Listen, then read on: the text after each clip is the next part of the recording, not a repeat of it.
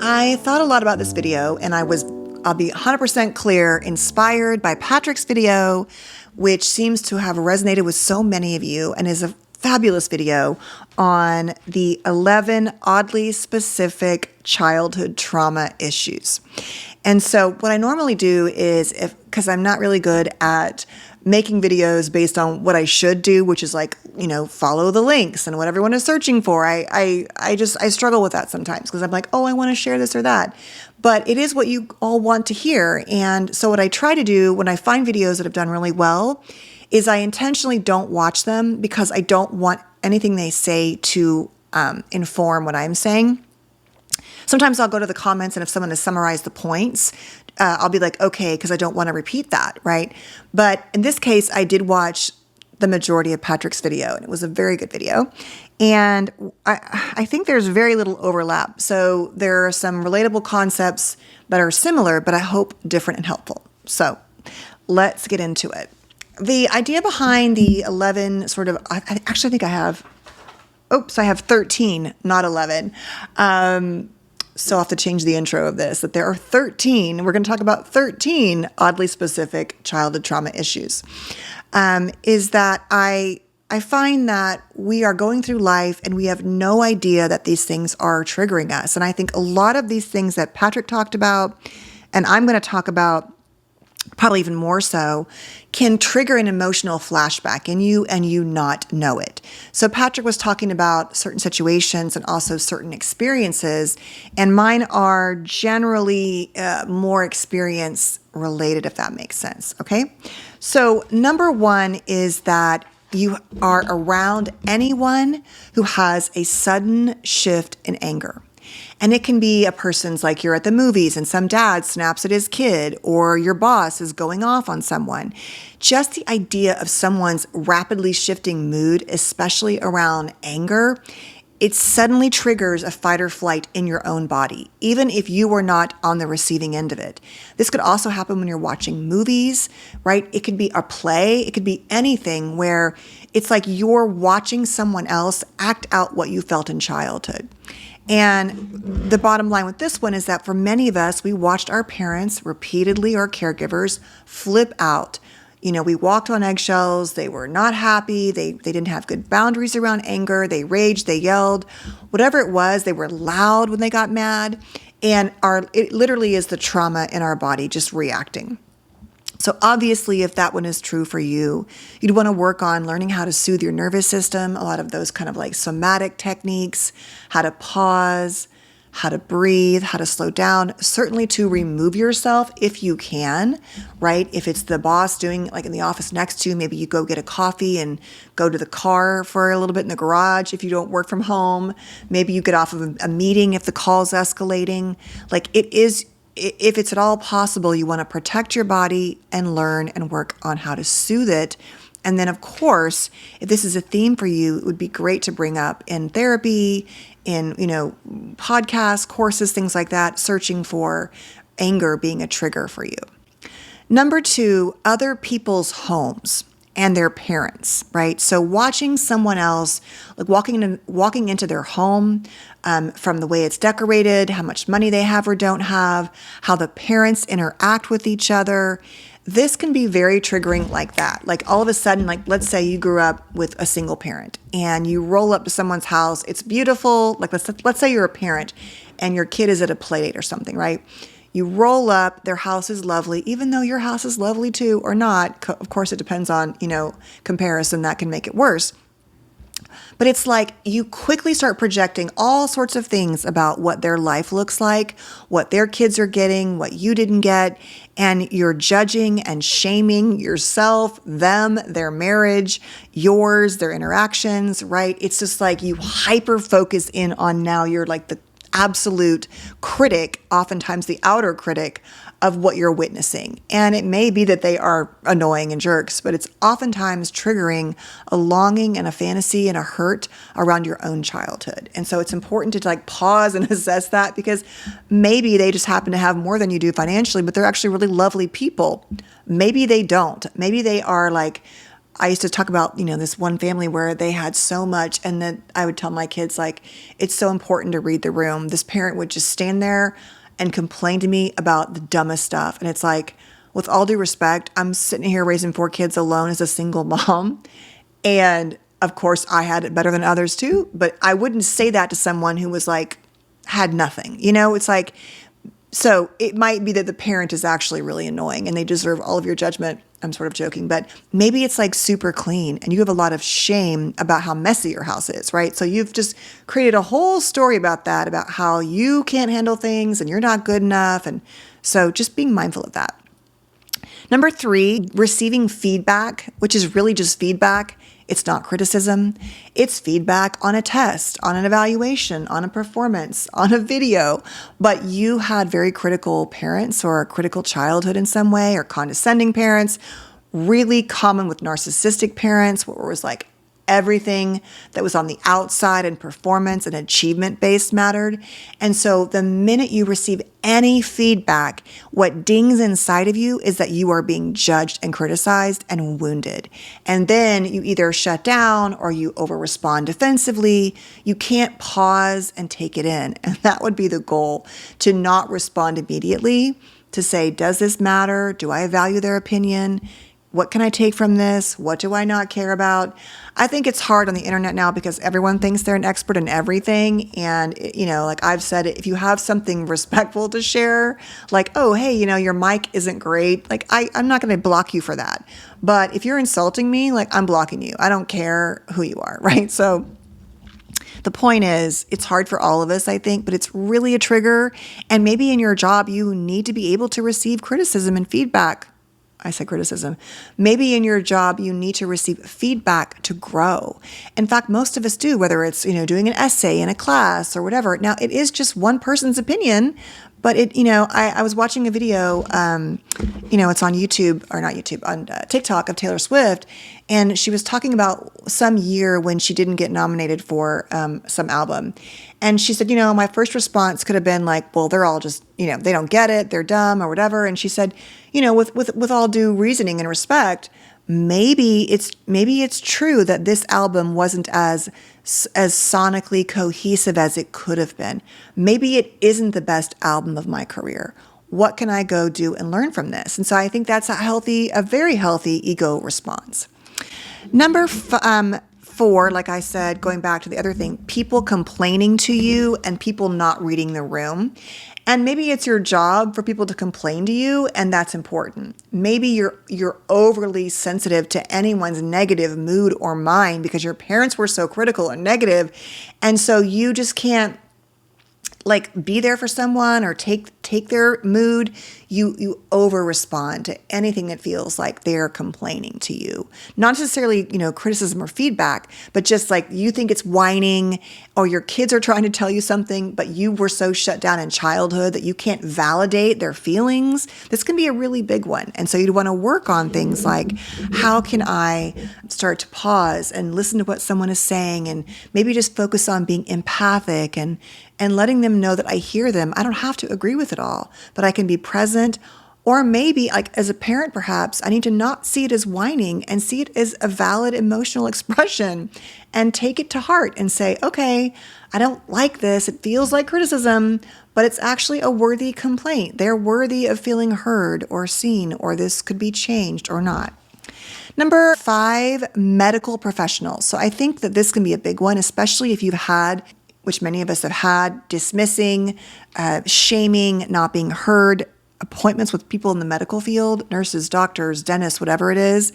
And for many of us, we were raised, I think it's shifting in good and not good ways, but the doctors were like the holy grail and they knew everything. And so if you were raised that way and you're entrusting something to them to help you feel better, to fix things, and they are minimizing you or gaslighting you or not hearing you, or they aren't, but it feels like they are, And you leave an appointment like, I was wanting someone to actually help me. I've been wanting help my whole life. No one ever helped me in childhood. And now this person who's supposed to, like, you were pinning all your hopes on didn't help you. That can be triggering. And so you're going to want to think, okay, do I want to get another opinion? Obviously, how much does this person's knowledge make a difference and whatever? Or this was just a bad caregiver and this isn't about me and I need to find someone different. But if you're not aware of it, that can be very triggering. Certainly medical trauma and experiences, if you've already had that, can make all of that worse. The next one is food. Food in the refrigerator. Meals, how people eat, what kind of foods they eat, whether or not they eat too many frozen things or not enough things or vegetables or fruits. As I've talked about, for me, I didn't have that in my childhood. My mom was not a good cook. I raised myself. I grew up on frozen foods. And I really wanted to be a mom who cooked and made, healthy-ish foods. I love desserts, lots of sweets and stuff like that. But there can be a judgment about that. Like, what do you mean I don't have enough food in my fridge and so I feel somehow less than? Or when my kids will say there's nothing to eat, is so triggering to me because I'm like, you don't even know what that means. There's nothing to eat. Like, literally, I can make 5 different things. And my daughter says, well, we're an ingredient household, whatever that means. Apparently it means we have to make things. I have some like frozen things from Trader Joe's and some chips and stuff, but it's not like everything is prepackaged because that's just not how I prefer to eat. But that can be triggering. It's like, what do you mean? And if I'm not mindful, I could get mad about that. And historically I'd be like, what do you mean? So food and the amount of food and the provisions or the types of food. Maybe your parents force you to clean your plate all of the time, and that's a trigger. Maybe there wasn't enough food, like I'm saying. So being served at someone's home, being forced to eat things at a play date. Maybe another parent made your kid eat everything and your kid was like, I hated it and I was crying, and like that's triggering, and that's a whole thing to deal with. I'm not suggesting you should be okay with that. But the point is that can run so much deeper than what you're aware of, right? Shaming yourself because you had to get fast food. I talked about this dumb burn on my leg. I got these 3rd-degree burns, which honestly, I cannot believe. It is now December, 21st. I did it before Thanksgiving, and I went for a walk with like leggings on last week. Everything had kind of closed up, and just the leggings re-injured and like rubbed everything off. And the reason why I say that is like this has been a big deal for me. It's been like very triggering to feel old, like I hurt myself, and because I dropped this pot of boiling water, and I mean the burns have been really bad. And what I'm triggered about is that day, my daughter and I had been at the hospital up in LA all day. And we talked about getting food on the drive-thru, and we only like In-N-Out Burger and Cane's. And so we decided to be healthier. And so I was really tired. And it was 7:00 at night when I was making dinner, which if you know me, I get up at like 4 or 5, and I'm usually in my bed by 6:37 now at this stage of parenting. And, most of the years, no, but now that I have, so little parenting left to do, at least daily. And I just felt like I knew better. And if I had just let myself eat something that was less healthy and not been judging myself, I probably wouldn't have burned myself. And I know it doesn't work that way, but that's kind of where I went. Like I really was like, oh, you need to eat better. You haven't been exercising, because my daughter had been sick the month before. You can hear why I'm like rambling, but you know what I mean? Like that was the whole thing. But it was, if I could have had something healthy in the car, I would have eaten it. It was just a thing where I was like being too harsh on myself about it. Okay, the next one is being like you're in a new situation, like in a new office, a new classroom, feeling like an alien, like you're different, even though everyone is new in the first day of school. If you have a lot of otherness, whether it's society, culture, your brain, your childhood, your trauma, that can be especially triggering. Social anxiety and feelings of differentness and other than. And you can want to collapse or drop out or not go through with it. I've talked about me leaving. I just could not handle networking events. I could go to a doctoral program. I could raise my kids. But when it came time to start putting myself out there for my internships, I hadn't been in the field because I'd got my master's in the 90s, and it was now like in my 40s. And I just realized now, for many reasons, I could not do it. But I had such shame about it. And it wasn't just about my anxiety, it was about lots of things. Like I hadn't been in the field, my career, feeling embarrassed, everyone knew things I didn't know I felt like, but there was a root to my entire childhood, always feeling like the odd kid out, the kid who had this kind of mom, the kid who whatever, that kind of stuff. The next one is limerence, which is this experience of limerence where you are really acting out this longing around your attachment wounds and story. And there are a lot of videos. I was going to make a video on limerence. There's some great ones here. Patrick has a good one too. And that basically you're sort of obsessing and you're doing all this stuff to kind of create this space and fill in your life for love, but it's not really grounded often in reality. You're like manifesting and creating in your energy, and it can become very all-consuming.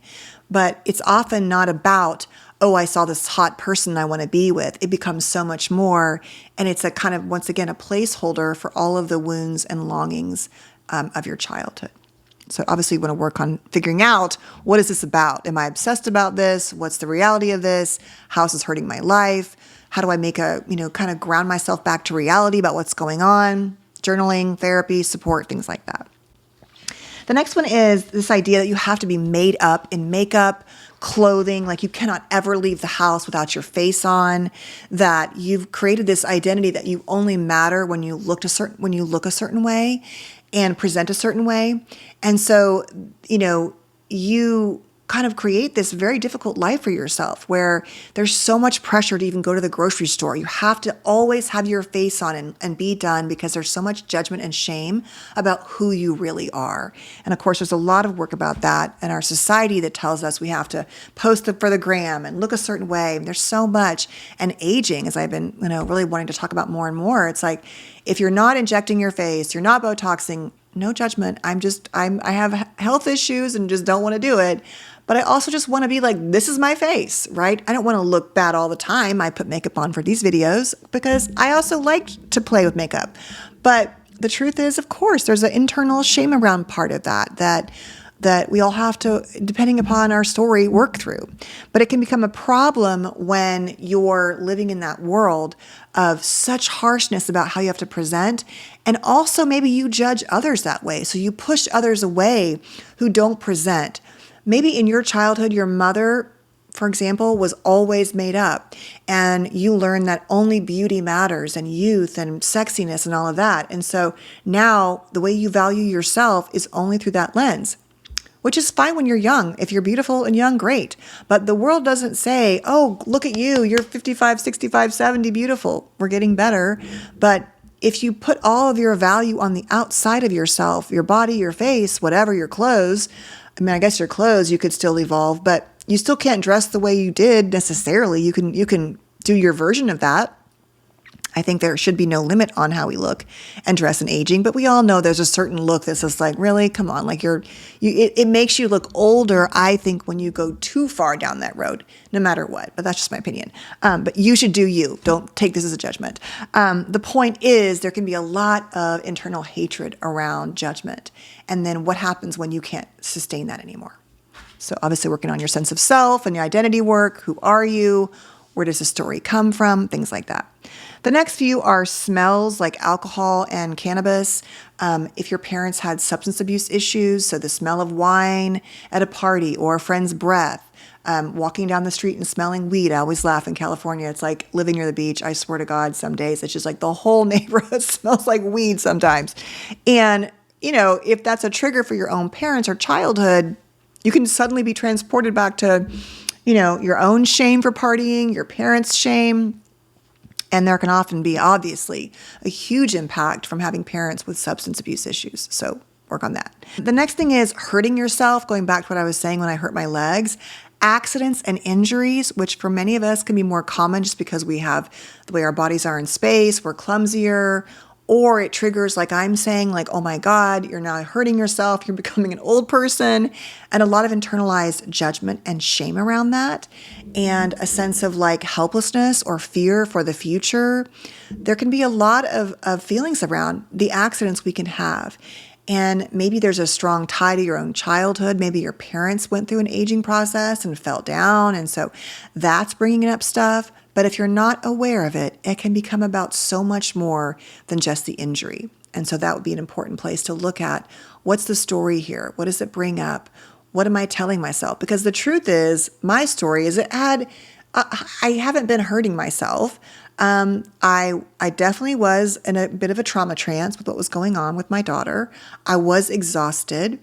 And it was an accident, right? I mean, I didn't do it on purpose, but it really, and I'm still working on this one, but it really brought up a lot of fear and feelings about like loss of control as I age and where I'm going to live. And what if I have to go to a nursing home, which is like my biggest nightmare as an isolating Gen X human, like all the things. I have no doubt it was bringing up so much more than just the actual event. And just feeling vulnerable and really helpless, and in a lot of pain. I couldn't even have Thanksgiving dinner, which I'm a huge cook for that. Couldn't do it. So we're having it for Christmas. But anyway, okay. The last two are feeling neglected, like your needs don't matter. And maybe it's physical needs, emotional needs. But if you had a very neglectful childhood, this is a very common one, right? So it's like what comes up is I don't matter. And I've told a few stories about this, I think. But when I was a kid, my mom, I was an only child, and she would make me Wonder Bread, mayonnaise, and American cheese sandwiches, which is just on the way to my dance class. My one dance, that was the one thing I did that she took me to, was I loved to dance when I was a little girl. I danced for a lot of years. But I hated mayonnaise, hated it. And if she was going to make me anything, which she often didn't, but if she did, it would be like mayonnaise. I'm like, I know with all four of my kids who likes mustard, who doesn't like ketchup, or who loves ketchup, who doesn't like mayonnaise. Like, how do you not know that? And so as a kid, it can be triggering as an adult. When I was years ago, my kids, it was so sweet. They went to make me breakfast in bed for something, and I never eat breakfast. I don't eat for hours. I only have coffee. I mean, it's kind of funny now. I feel like a complete what about it? But they came in with cold pancakes and all this food, and they were older. They weren't little. I mean, well, half of them were older and half of them, and I just felt like, oh my God, how does no one know all I want is just coffee? Why are you bringing me things I don't ever, ever, ever want? How does no one know? Well, first of all, how no one knows. Number one, they were kids and they weren't thinking about it. Fair. Number two, I was I'm going to mommy the shit out of everything. I'm going to make all the sandwiches and do all the things. I overdid it. I didn't, at this point, realize that they needed to do more for themselves. And so I always did everything. So they weren't really in a position to be giving me things I needed, which in my childhood, my whole life, revolved around what my mom needed. So in that sense, I felt like I was generally successful, but going back to not setting enough boundaries sometimes, I had to work on asking for more help and engaging with them that way. So that was my overcorrection, right? But it was very triggering, and I didn't handle it as well as I would have liked to, when they brought all this stuff in. I mean, I didn't freak out, but I was just it was clear I wasn't as happy as I should have faked my way through. It was not my best parenting moment. The last thing is sleep issues, right? And so many of us have a hard time because at night we feel unsafe. We're worried about sounds or fighting or noises or our parents. It contributes to our hypervigilance at night, our insomnia. There's something about nighttime in our childhood that was unsafe. Parents fought a lot, like I'm saying, whatever it was. And it can really interfere with our body's ability to relax when we're supposed to be resting. The whole concept of resting and even being unconscious in sleep can feel scary. And I have to make sure everything is a certain way. Or maybe you had a dangerous childhood where there were things happening and it wasn't safe for 10 different reasons. And so sleeping, it's this implication that you'll have no power and no awareness. And that's scary and triggering. So obviously you want to work on looking at, where does that hypervigilance arise in you? What's that about? Maybe some nighttime sleep meditations, assuming you are asleep, you are safe to sleep at night. Insight Timer is my favorite app for those. And so, breathing at night, doing a routine, obviously having good sleep hygiene where you try to have blood sugar regulation and not too much screen time and a transition time, all that kind of stuff can be helpful. So this was longer than I thought it was going to be, but I hope it's helpful because I think sometimes all these things are happening and we just have no idea why we're so annoyed or sad or triggered. And it really is this direct tie back to a lot of our own childhood trauma. So feel free to add your additional ones. Thank you so much for being here. please stay safe and well, and I'll see you soon.